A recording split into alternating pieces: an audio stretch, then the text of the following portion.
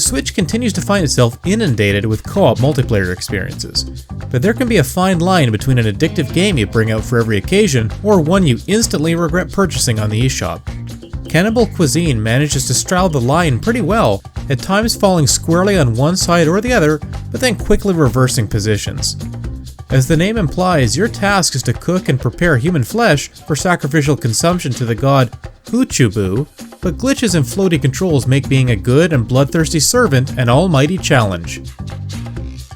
Anyone who has played Overcooked and its special brand of kitchen mayhem will immediately recognize the single-screen gameplay of Cannibal Cuisine.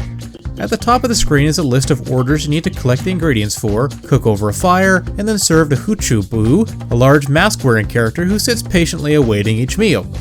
Instead of chopping vegetables on a cutting board, the twist here is that a steady stream of tourists pour into each stage, who must be smashed into ingredients like arms, brains, and ribs. These are components of the dishes you need to create. The tourists can attack and damage you, so you need to be mindful of your health meter as you slaughter your prey like cattle. If you take too many hits and die, you have to wait a few seconds before respawning. The same is true if you fall into a pit or a pool of water. Another wrinkle that makes Cannibal Cuisine unique is that in addition to cosmetic customization for each player, you can equip one of 4 special abilities to help you successfully serve more dishes and boost your score. These include a totem that you drop to create a healing circle, a stomp ability that stuns nearby tourists, a dash that helps you avoid obstacles, and a fire breath that can be used to either cook food faster on a spit or cook food anywhere in the level. Online and local multiplayer for up to 4 players means each player can take a different ability into each stage, which helps you divvy up the tasks needed to keep Huchubu fed. The final stage of each world presents a different type of challenge, like a combat arena where you fight waves of tourists or a race against a giant spiked cylinder.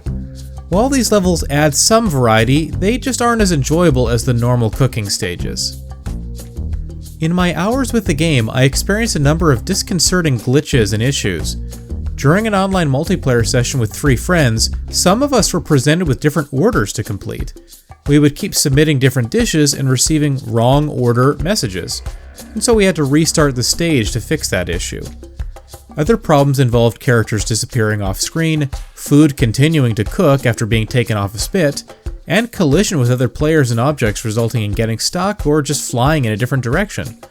On top of these, character movement overall feels floaty and imprecise, which makes navigating bridges and other tight pathways frustrating. Despite Cannibal Cuisine finding a way to differentiate itself from Overcooked, it's not nearly as polished or as enjoyable as the latter. That said, it does provide some of the same multiplayer mayhem and is definitely better when experienced with friends.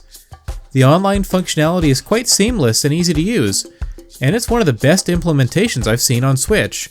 However, the same can't be said for the controls, and the glitches that pop up go from funny quirks to annoying obstacles after just a couple of stages.